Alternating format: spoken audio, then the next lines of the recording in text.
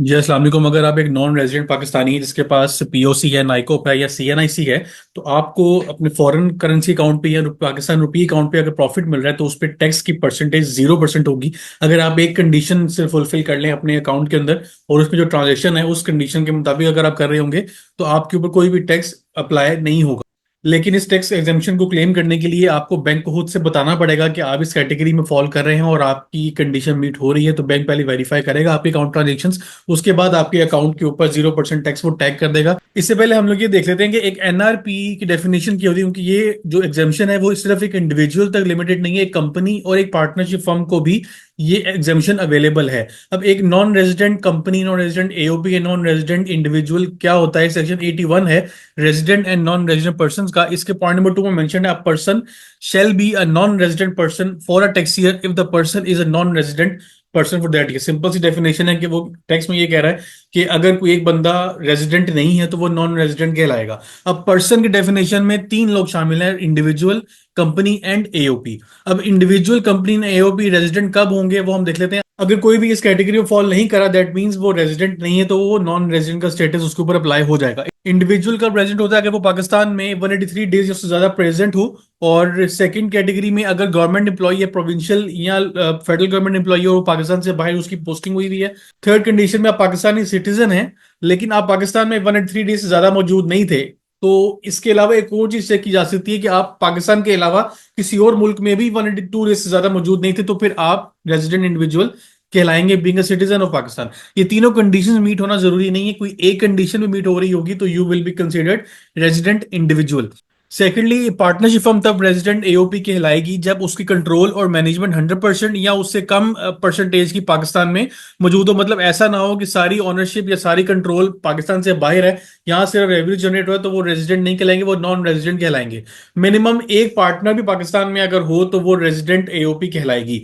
Company कब resident होगी कि अगर वो पाकिस्तानी लॉ के अंदर रजिस्टर्ड हो, यहाँ पे इंकॉर्पोरेट हुई हो, एसएससीपी के पास उसकी इंकॉर्पोरेशन सर्टिफिकेट रजिस्टर हुआ हो, तो वो रेजिडेंट कंपनी कहला सकती है। सेकंड कंडीशन में, कंडीशन का मतलब है कि कोई एक भी मीट हो रही हो तो वो रेजिडेंट कंपनी कहलाएगी। सेकंड पॉइंट क्या है, control and management 100% Pakistan. Partnership firm के केस में है कि 100% या इससे कम भी हो सकता है, मिनिमम एक पार्टनर पाकिस्तान में होना चाहिए। कंपनी के केस में जो बोर्ड ऑफ डायरेक्टर्स होते हैं कंपनी के, वो ऑनर्स कहलाते हैं कंपनी के, वो सारे के सारे पाकिस्तान में मौजूद होने चाहिए, तो ही वो रेजिडेंट कंपनी कहलाएगी। पूरे साल के अंदर अगर तमाम डायरेक्टर उसके पाकिस्तान में मौजूद हैं तो वो रेजिडेंट कंपनी कहलाएगी। थर्ड पॉइंट, प्रोविंशियल और लोकल गवर्नमेंट। एक प्रोविंशियल या लोकल गवर्नमेंट है, अगर उसका किसी बैंक में अकाउंट है तो वो उस पर्पस के लिए भी रेजिडेंट कंपनी कंसिडर होगी।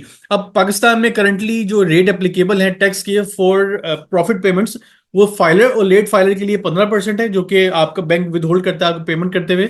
अगर आप नॉन फाइलर हैं तो फिर आपका टैक्स का रेट 35% है, जो कि मोर देन 100% से ज्यादा इंक्रीज कर दिया जाता है एज पर 10 स्केड्यूल, जो कि इनकम टैक्स ऑर्डिनेंस का है।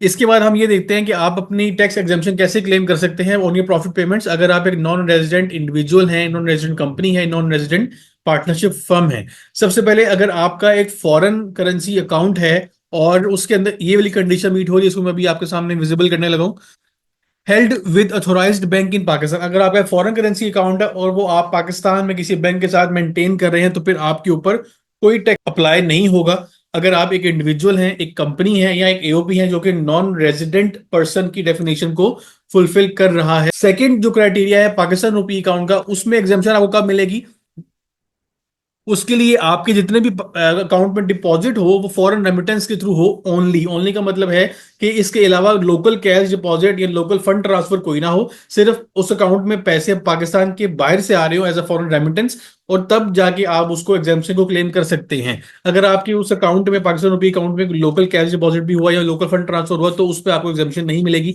इस दोनों एग्जाम्पशन को लेने के लिए आपको बैंक को खुद से बताना पड़ेगा कि आप इन कंडीशंस को मीट कर रहे हैं, क्योंकि एक कंडीशन है दोनों कैटेगरीज के अंदर। अगर आपका पाक रुपी अकाउंट है तब भी कंडीशन है, एफसीओ अकाउंट है, फॉरेन करेंसी अकाउंट तब भी आपकी एक ही कंडीशन है। बैंक आपके अकाउंट पे खुद से एग्जाम्पशन मार्क नहीं करेगा, आपको जाके खुद बताना है कि मैं कैटेगरी में फॉल करता हूँ, मैं कंडीशन मीट कर रहा हूँ, वो आपके अकाउंट के वो ट्रांजेक्शन को चेक करेगा और आपकी अकाउंट के पीछे वो 0% टैक्स को मार्क कर देगा।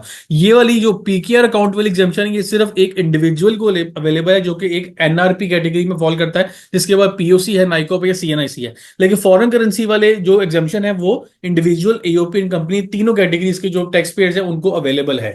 तो ये जी एक छोटी सी वीडियो थी रिगार्डिंग टैक्स एग्जेम्पशन, जो कि आप क्लेम कर सकते हैं अगर आप एक कंडीशन मीट कर रहे हो। बहुत सिंपल सी कंडीशन है, उसको आपने सिर्फ एक मॉनिटर करना है और आपका अकाउंट उसके ऊपर एग्जेम्प्ट कैटेगरी में मार्क हो जाएगा। लास्ट में आप सबसे रिक्वेस्ट है, प्लीज चैनल को सब्सक्राइब करें, वीडियो को लाइक और शेयर करें, ताकि आप रिसेंट अपडेशन टाइम रिसीव होती रहे। इंशाल्लाह नेक्स्ट वीडियो में नए टॉपिक के ऊपर डिस्कशन होगी। अपने ख्याल रखिएगा। अल्लाह हाफिज।